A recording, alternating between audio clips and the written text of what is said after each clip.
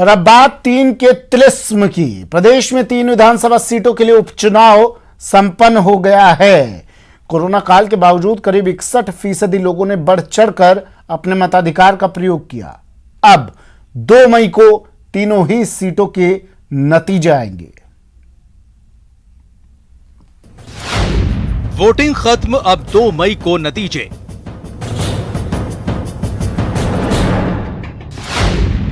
तीन का तिलिस्म तोड़ेंगे कौन? खिलेगा कमल या हाथ होगा मजबूत? कौन जीतेगा उपचुनाव की जंग?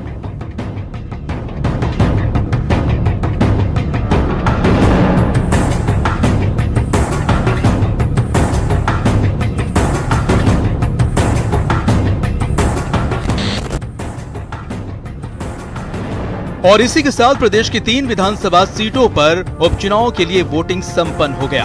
अब सहाड़ा, राजसमंद और सुजानगढ़ तीनों ही विधानसभा सीटों के नतीजे 2 मई को आएंगे।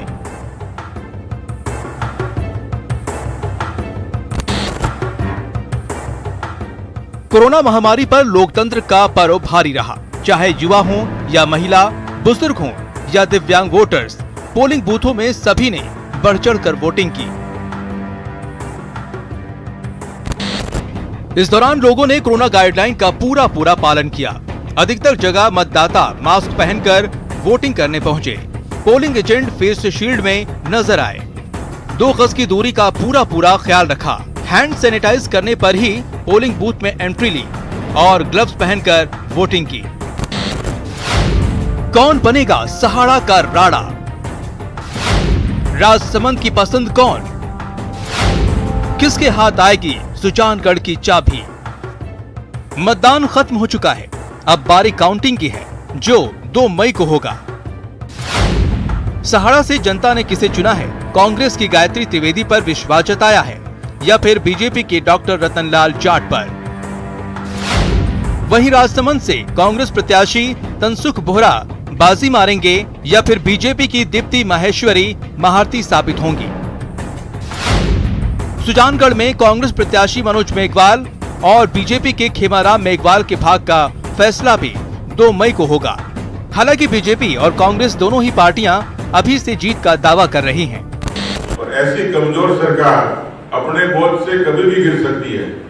खासतौर पर इन चुनाव में कांग्रेस पार्टी की जो दुर्दशा दिखती है, वो भी कांग्रेस की हार से आगे बढ़ के उसके गिरने का कारण बनेगी। मैं समझता हूं कि प्रदेश की जनता सब समझती है। कोरोना में जिस प्रकार से ऐतिहासिक मैनेजमेंट हमारी सरकार ने किया है, कांग्रेस पार्टी के प्रति लोगों में उत्सुकता है। कांग्रेस के कार्यकर्ता मेहनत कर रहे हैं और तीनों उपचुनाव में कांग्रेस पार्टी ही जीतेगी। अब किसके दावे में दम है, इसका फैसला तो 2 मई को ही होगा। Bureau report, news 18 Rajasthan.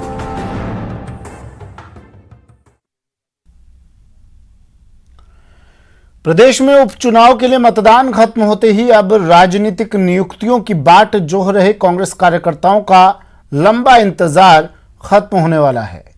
प्रदेश में जल्द ही बड़े स्तर पर राजनीतिक नियुक्तियां होने वाली हैं। न्यूज़ 18 को सूत्रों से मिली जानकारी के मुताबिक अब किसी भी वक्त राजनीतिक नियुक्तियों का पिटारा खुल सकता है। खासतौर से जिला स्तर पर 3000 नियुक्तियां बहुत जल्द की जा सकती हैं। वहीं प्रदेश स्तर की करीब 1 दर्जन संस्थाओं में भी जल्द ही राजनीतिक नियुक्तियां होंगी। इन नियुक्तियों के लिए एक्सरसाइज पूरी की जा चुकी है और नाम भी फाइनल किए जा चुके हैं। बस अब घोषणा का इंतजार है, जो किसी भी वक्त की जा सकती है। कार्यकर्ताओं की भावनाएं 2.5 साल निकल गया है। कार्यकर्ताओं ने तो अब अपनी उम्मीद ही छोड़ दी है कि हमें कुछ मिलेगा, कि जिन कार्यकर्ताओं के पीछे सरकार बनी थी उन कार्यकर्ताओं का समय निकल रहा है। हमारा समय निकल रहा है। 5 साल एमएलए हैं, 5 साल माननीय मुख्यमंत्री जी हैं, सब लोग हैं, सरकार है, लेकिन उन कार्यकर्ताओं को अब महत्व मिलेगा जिन कार्यकर्ताओं के खून पसीने से सरकार बनी हुई है। इसलिए मैं माननीय मुख्यमंत्री जी से निवेदन करना चाहता हूं, कांग्रेस वाला कमान से भी निवेदन करना चाहता हूं कि मंत्रिमंडल तो बनाएं, लेकिन जल्दी से जल्दी चाहे जिला स्तर पर राजनीतिक नियुक्तियाँ हो, चाहे प्रदेश स्तर पर राजनीतिक नियुक्तियाँ हो, तत्काल प्रभाव से करेंगे तो कांग्रेस कार्यकर्ताओं का मनोबल बढ़ेगा। राजनीतिक नियुक्तियों को लेकर डेडलाइन पहले भी कई बार आई है और गलत भी साबित हुई है, लेकिन इस बार तैयारियां मुकम्मल बताई जा रही है। एक्सरसाइज पूरी हो चुकी है और केवल घोषणा होना बाकी है। संभावना जताई जा रही है कि 1-2 दिन में ही सूचियों का आना शुरू हो जाएगा। कैमरामैन मान सिंह के साथ दिनेश शर्मा, न्यूज 18, जयपुर। और कोरोना की बात कर लेते हैं। चित्तौड़गढ़ में कोरोना की दूसरी लहर जानलेवा साबित होती जा रही है, लेकिन सिस्टम खुद बीमार पड़ा है। शहर के सरकारी अस्पताल में 4 कोरोना संदिग्ध मरीजों की मौत हो गई, तो वहीं एक कोरोना संदिग्ध की घर में मौत के बाद सिस्टम की लापरवाही की हद सामने आई है। कोरोना का जानलेवा वार, सिस्टम बीमार। अस्पताल के आइसोलेशन वार्ड में 4 की मौत। नहीं हुई मरीजों की संक्रमण की जांच। घर में कोरोना संदिग्ध की मौत। शव प्रबंधन प्रोटोकॉल में लापरवाही की हद। जी हां, कोरोना की दूसरी लहर के जानलेवा वार से हाहाकार मचा है, लेकिन चित्तौड़गढ़ में सिस्टम खुद बीमार पड़ा हुआ है। श्री सांवलिया जी राजकीय अस्पताल के आइसोलेशन वार्ड में इलाज के दौरान कोरोना संदिग्ध एक महिला समेत 4 मरीजों की मौत हो गई, तो अस्पताल की लापरवाही की पोल खुल गई। कबासन बस्सी और निम्बाहेड़ा इलाके से आए उन 4 मरीजों को आइसोलेशन वार्ड में तो रखा गया, लेकिन कोरोना संक्रमण की जांच नहीं की गई। अब अस्पताल प्रशासन बिना कोरोना जांच के ही अलग अलग बीमारी से मरीजों की मौत होना बता रहे हैं। 4 डेथ जो रात में हुई है सारी अलग अलग क्षेत्र से गंभीर अवस्था में, गैस्ट्रिक अवस्था में यहाँ पे अस्पताल में आए थे, और उनके लिए आते ही जो उनके CPR जो हम करते हैं प्राण बचाने के लिए, गैस्ट्रिक अवस्था में CPR ही किया जाता है। CPR किया और कोई उनकी जांच वगैरह ऐसी न तो उनके पास फाइल थी। अलग अलग बीमारी से थे, पर गैस्ट्रिक अवस्था में थे तो उनका आकलन करना मुश्किल है। वो कार्डियक से थे या किसी रेस्पिरेटरी डिजीज से थे या कैंसर या किसी अन्य बीमारी से थे। अब शहर में सिस्टम की बड़ी लापरवाही देखिए। सेंती चौकी के सामने ब्रह्मपुरी कॉलोनी में कोरोना संदिग्ध एक शिक्षिका की मौत हो गई, तो चिकित्सा प्रशासन ने लापरवाही की हद कर दी। दरअसल महिला की मौत के बाद दहशत में आए महिला के पति और 2 बच्चों ने घर में खुद को बंद कर लिया। इसकी सूचना मिलने पर पुलिस और स्थानीय पार्षद मौके पर पहुंचे। 5-7 दिनों से बीमार थे और इन्होंने घर वालों ने किसी को सूचना नहीं दी।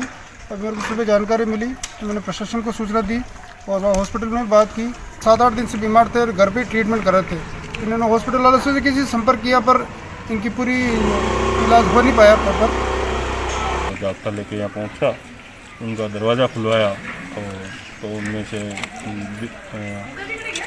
दीपाश्री सेन गुप्ता उम्र 45 साल इनकी डेथ होना बता रहे हैं। तब से ये बच्चे और इनका पति दोनों अंदर ही थे। इनको खुलवा के बाहर निकाला, इनको सांत्वना वगैरह दी और फिर उच्च अधिकारियों को भी अवगत कराया गया इसके बारे में और हॉस्पिटल को भी बताया गया भी। अस्पताल में मौत की सूचना मिलने के बाद भी शव के अंतिम संस्कार के लिए एम्बुलेंस नहीं भेजा गया। सिर्फ एक चतुर्थ श्रेणी के एक कर्मचारी को शव को पैक करने के लिए भेज दिया गया। आखिरकार निजी एम्बुलेंस के जरिए शव को मोक्ष धाम पहुंचाया गया, जहां कोरोना प्रोटोकॉल का पालन करते हुए शव का अंतिम संस्कार किया गया।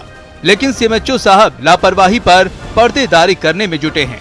उसकी महिला की मौत हुई थी तो उसके लिए हमने मेडिकल टीम भिजवाई थी और मेडिकल टीम ने जाकर के उसको संदिग्ध मानते हुए उसको पॉलीपैक में पैक किया था और उसके जो क्लोज कॉन्टैक्ट है उसके बच्चे और परिजन उनका हमने सैंपल ले रहे हैं और उसका दाह संस्कार नियमानुसार करवाया जाए। सीएमएचओ साहब, अगर आपकी मेडिकल टीम मुस्तैदी के साथ काम कर रही थी तो फिर कोरोना संदिग्ध के शव को निजी एम्बुलेंस के जरिए मोक्षधाम क्यों ले जाना पड़ा?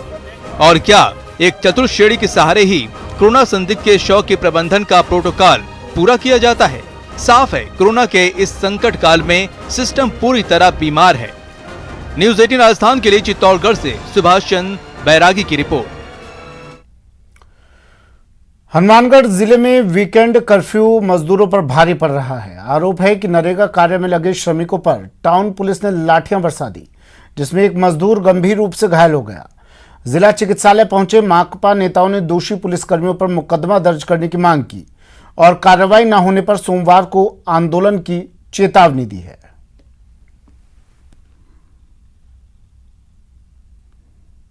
लखवाड़ी चौकी गाड़ी आई, उतरिया दबा दे, उतरता ही आया और आगे मारना शुरू कर दियो। वहां जब मेरा हाथ के लगी लारे साइडा में मारी है वहां बिंग बाद में फिर मैं बैठू क्यों लुगाया हाको मचायो हुकूमत से जब गाड़ी चढ़ी वापिस उड़ गया।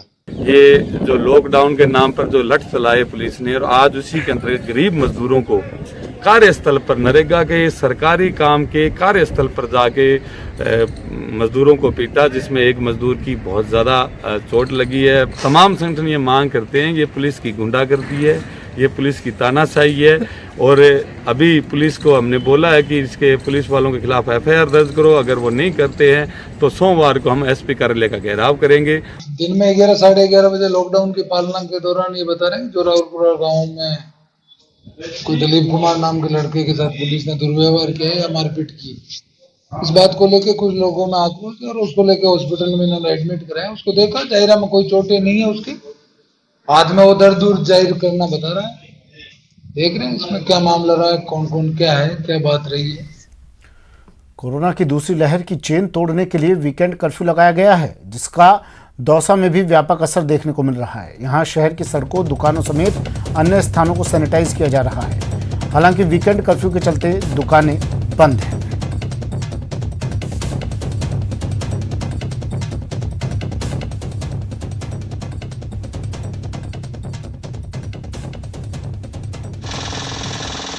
कहते हैं मानवता से बड़ा कोई धर्म नहीं, और इसी बात को चरितार्थ कर दिखाया है उदयपुर में एक युवा ने। रमजान माह के पहले रोजे के दिन अकील मंसूरी नाम के एक युवा ने रक्तदान और प्लाज्मा डोनेशन को अल्लाह की इबादत मानते हुए अपने रोजे को तोड़कर मानवता की नई मिसाल पेश की।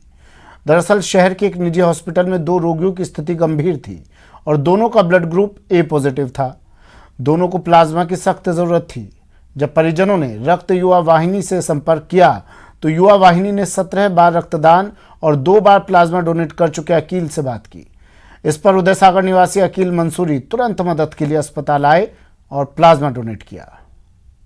RPG का रक्तदान युवा वाहिनी से उनको A पॉजिटिव प्लाज्मा की रिक्वायरमेंट थी, तो मुझे MB हॉस्पिटल बुलाया गया। मैं MB हॉस्पिटल पहुंचा, मैंने एंटीबॉडी टेस्ट करवाया मेरा पहला, और एंटीबॉडी टेस्ट करवाने के बाद मेरा टेस्ट पॉजिटिव आया था।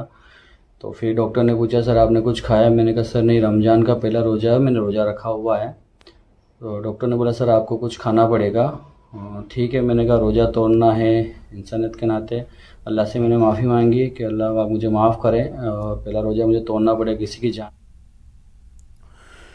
कोविड-19 महामारी ने परस्पर निर्भरता की भावना को सुदृढ़ किया है, जिससे पूरा देश इस विपत्ति का एकजुट होकर मुकाबला कर सके। वैक्सीनेशन के ऐलान के बाद जरूरत होगी कि हम सभी अपना सर्वश्रेष्ठ योगदान दें, जिससे हम एक साथ वायरस को हराने की तरफ कदम बढ़ा सकें। और नेटवर्क की टीम इस मुहिम में हर कदम पर आपके साथ होगा। जब तक सभी सुरक्षित नहीं होते तब तक कोई सुरक्षित नहीं होगा। इसी सोच के आधार पर हमारे कैंपेन संजीवनी का लक्ष्य ये सुनिश्चित करना है कि वैक्सीन पाना सभी भारतीयों का अधिकार है। फिलहाल इस बुलेटिन में इतना ही। दीजिए इजाजत, नमस्कार।